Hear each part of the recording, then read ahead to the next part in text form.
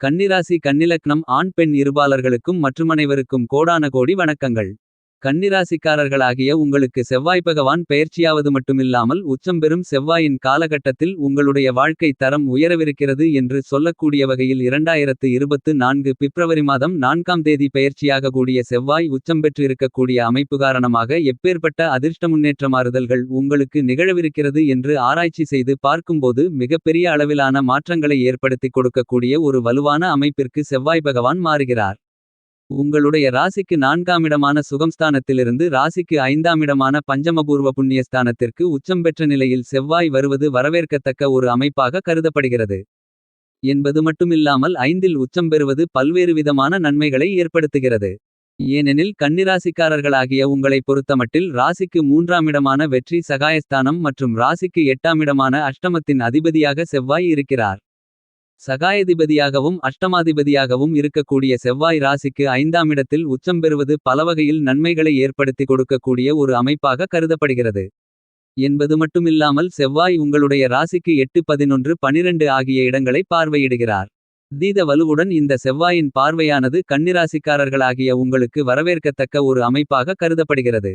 உச்சம் பெறும் செவ்வாயால் உயரவிருக்கும் வாழ்க்கை தரமாக அதீத பலத்துடன் பூமிகாரகன் மங்களகாரகன் என்று கருதக்கூடிய செவ்வாய் மிகவும் வலுவாக உச்சம் பெற்று சஞ்சரிக்கக்கூடிய இந்த காலகட்டம் என்பது வாழ்க்கை நிலையில் செல்வவளங்களும் மங்களகரமான பல நிகழ்வுகளும் நடைபெறுவதற்கான வாய்ப்புகளும் யோகங்களும் நிறைந்து உருவாகக்கூடிய ஒரு காலகட்டமாக அமைகிறது என்பதை தெளிவாகவும் துல்லியமாகவும் உச்சம் பெறும் செவ்வாய் உறுதி செய்கிறார். ஏனெனில் செவ்வாய் மிகவலுவாக அவரது உச்ச ராசியாக இருக்கக்கூடிய மகரராசியில் உச்சம் பெற்று பயணிக்கிறார்.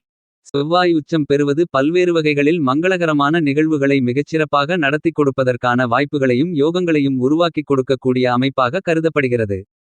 பொதுவாகவே செவ்வாய் உங்களுடைய ஜனனகால ஜாதக அமைப்பில் 3 6 11 ஆகிய இடங்களில் அளப்பரிய அளவில் நற்பலன்களை வாரிவழங்கக்கூடிய வலுவான அமைப்பில் பயணிப்பார்.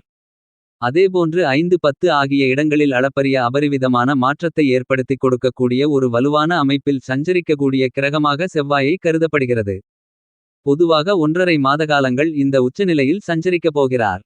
கிட்டத்தட்ட 1½ மாதகாலகட்டங்கள் உச்சநிலையில் சஞ்சரிக்கக்கூடிய இந்த காலகட்டத்தில் ஜென்மத்திலோ அஷ்டமத்திலோ செவ்வாய் அமர்ந்திருந்தால் பெரிய அளவிற்கு சிரமங்கள் ஏற்படுமென்று எண்ணி வருத்தப்பட வேண்டாம். ஏனெனில் செவ்வாய் உச்சம் பெற்று சஞ்சரிப்பதால் இந்த காலகட்டத்தில் பல நன்மைகள் நிறைந்து கொடுப்பதற்கான வாய்ப்புகள் உறுதியாக உண்டு. அதே நேரத்தில் விரயத்திலிருந்தாலும் மங்களகாரகன் வீண்விரய செலவுகளை சுப செலவுகளாக மாற்றுவதற்கான அதிர்ஷ்டயோகங்களை அள்ளிக் கொடுக்கிறார். ஏனெனில் 9 கிரகங்களிலேயே பூமிகாரகன் மங்களக்காரகன் என்று அழைக்கக்கூடிய அமைப்பு செவ்வாய்க்கு மட்டும்தான் உண்டு. சகோதரகாரகனாகவும் உத்தியோககாரகனாகவும் இரத்தத்திற்கு அதிபதியான இரத்தகாரகனாகவும் செவ்வாய் பகவான் இருக்கிறார் என்பதால் தன்னுடைய ஆதிக்கத்தை மிக அபரிவிதமாக பல்வேறு வகையான விஷயங்களில் செலுத்துகிறார்.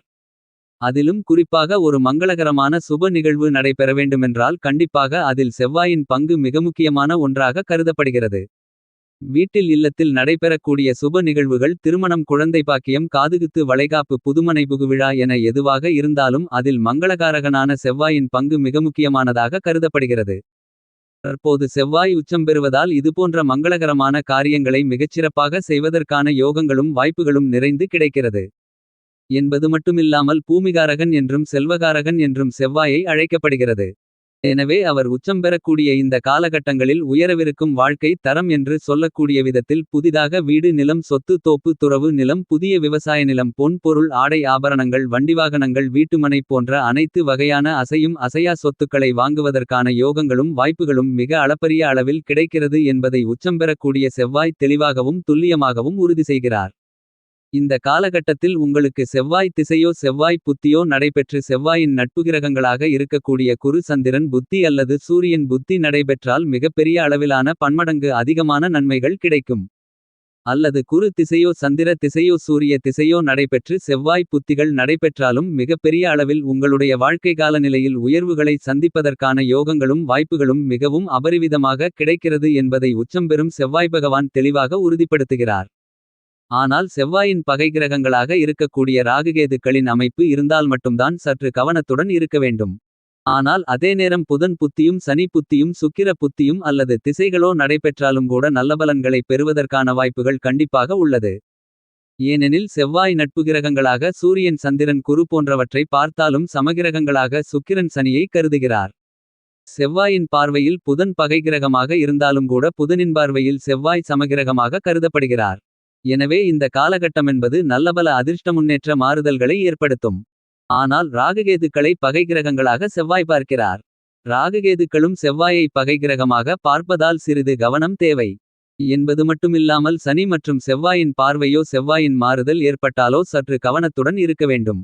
ஏனெனில் செவ்வாயின் பார்வையில் சனி சமகிரகமாக கருதப்பட்டாலும் சனியின் பார்வையில் செவ்வாய் பகைக்கிரகமாக கருதப்படுகிறார். ஆகவேதான் சனி செவ்வாய் பார்வையும் சற்று கூடுதல் மாறுதல்களை ஏற்படுத்தக்கூடிய ஒன்றாக கருதப்படுகிறது.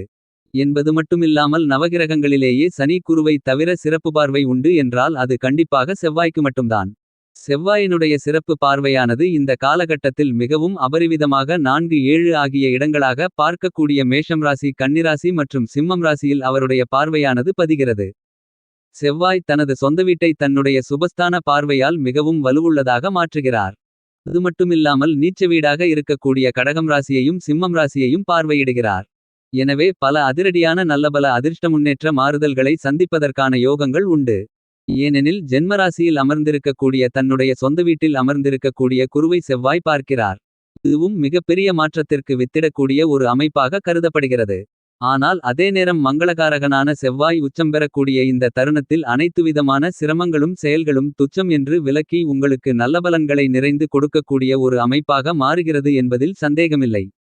இந்த மாதிரியாக செவ்வாயின் அமைப்பு மிகவலுவாக இருக்கின்றபோது கன்னிராசிக்காரர்களாகிய உங்களுக்கு உச்சம் பெறக்கூடிய செவ்வாயின் அமைப்பு காரணமாக குடும்பரீதியான பல விஷயங்கள் மிக சிறப்பாக அமைவதற்கான வாய்ப்புகள் கண்டிப்பாக உருவாகிறது.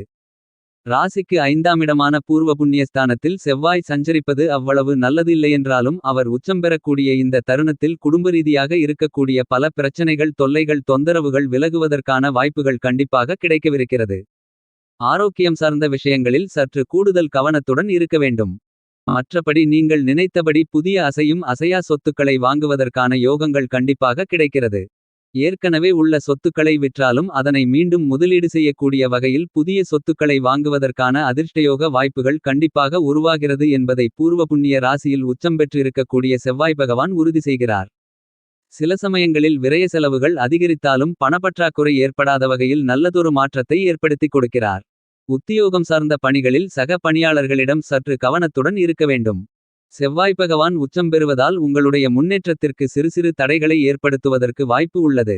ஆனால் பெரிய அளவிற்கான பாதிப்புகளில்லை. இந்த காலகட்டத்தில் தொழில்துறை வியாபாரத்துறை ரீதியாக நல்லபல முன்னேற்ற வாய்ப்புகள் கண்டிப்பாக கிடைக்கக்கூடிய இனிமையான காலகட்டமாக கருதப்படுகிறது. என்பது மட்டுமில்லாமல் பொதுவாழ்வில் இருப்பவர்களுக்கு இந்த காலகட்டத்தில் நல்ல ஒரு முன்னேற்ற வாய்ப்பு நிறைந்து கிடைக்கிறது என்பதை உச்சம் பெறும் செவ்வாய் உறுதி செய்கிறார். பல்வேறு வகையில் தடைகளையும் தாமதங்களையும் சந்தித்து வந்த சூழ்நிலையில் கண்டிப்பாக நல்லபல முன்னேற்ற வாய்ப்புகளும் யோகங்களும் காத்திருக்கிறது என்பதை செவ்வாய் உறுதி செய்கிறார். என்பது மட்டுமில்லாமல் குடும்ப முன்னேற்றத்திற்காக நீங்கள் செய்யக்கூடிய ஒவ்வொரு காரியத்தையும் வெற்றிகள் நிறைந்தவைகளாக மாற்றக்கூடிய யோகங்களை உச்சம் பெறக்கூடிய செவ்வாய் அள்ளிக் கொடுக்கிறார். உங்களுடைய பொருளாதார ரீதியான முன்னேற்றம் நிறைந்து கிடைக்கிறது என்பதை உறுதி செய்கிறார். ஏனெனில் அவருடைய 4ஆம் பார்வையால் ராசிக்கு 8ஆம் இடத்தையும் 7ஆம் பார்வையால் சமசப்தம பார்வையால் ராசிக்கு 11ஆம் இடமான லாபராசியையும் பார்ப்பதால் அனைத்துவிதமான பணிகளிலும் லாபங்கள் நிறைந்து கிடைக்கும். கஷ்டத்தை சந்திக்க வேண்டிய ஒரு சூழ்நிலை இல்லை. மேலும் வீடு மனை ரியல் எஸ்டேட் தொழில் விவசாயம் வியாபாரம் உத்தியோகம் போன்றவற்றில் உள்ளவர்கள் கொடிகட்டி பறக்கக்கூடிய ஒரு காலகட்டமாக இந்த செவ்வாய் பெயர்ச்சி செவ்வாய் உச்சம் அடையும் காலகட்டம் அமைகிறது. மேலும் உங்களுடைய ராசிநாதனான புதன் ராசிக்கு 5ஆம் இடமான பஞ்சமஸ்தானத்தில் சஞ்சரிக்கிறார். அவருடன் சூரியனும் உச்சம் பெற்ற செவ்வாயும் இணைந்து உங்களுடைய ராசிக்கு 11ஆம் இடமான லாபராசியை பார்வையிடுவதால் இவ்வளவு நாட்களாக நீங்கள் மேற்கொண்டு வந்த காரியங்களில் ஏற்பட்டு வந்த தடங்கல்கள் தாமதங்கள் நீங்கி நல்லபல அதிர்ஷ்டம் முன்னேற்ற லாபங்கள் ஏற்படவிருக்கிறது. சுக்கிரனும் உங்களுக்கு இந்த காலகட்டத்தில் சாதகமாக உள்ளதால் இந்த தருணத்தில் வருமானம் என்பது திருப்திகரமாக இருக்கும். தொழில் வணிகம் நன்றாக நடக்கும். மேலதிகாரிகளுடைய ஆதரவு உங்களுக்கு கிடைக்கவிருப்பதால் உங்களுக்கு பதவி உயர்வுகள் வருமான உயர்வுகள் உள்ளிட்ட காரணமே இல்லாமல் உங்களுக்கு மறுக்கப்பட்டு வந்த பல சலுகைகள் உத்தியோகம் சம்பந்தப்பட்ட முன்னேற்றங்கள் இந்த காலகட்டத்தில் கிடைப்பதற்கான சாத்தியக்கூறுகள் உள்ளது. புதிய வேலைவாய்ப்புகள் நிரந்தர வேலைவாய்ப்புகள் வெளிநாட்டு வேலைவாய்ப்புகள் கிடைக்கவிருக்கிறது. வெளிநாட்டில் வசிப்பவர்களுக்கு வாழ்க்கை தரம் சிறப்பாக இருக்கும். மேலும் இந்த காலகட்டத்தில் குடும்பத்தில் கணவன் மனைவிக்குள் ஒருவருக்கொருவரை விட்டுக் கொடுத்து போகுதல் சிறப்பு. மேலும் சாதகமாக மாற்றிக்கொள்ள கண்டிப்பாக கன்னிராசிக்காரர்களாகிய நீங்கள் வாரத்தில் செவ்வாய்க்கிழமை விரதமிருந்து அருகாமையில் உள்ள முருகப்பெருமாள் ஆலயத்திற்கு சென்று வழிபாடு செய்யுங்கள். நிறைந்த நன்மைகளும் முன்னேற்றங்களும் உங்களுடைய வாழ்வில் இனிதாக கிடைக்குமென்பதில் சந்தேகமில்லை.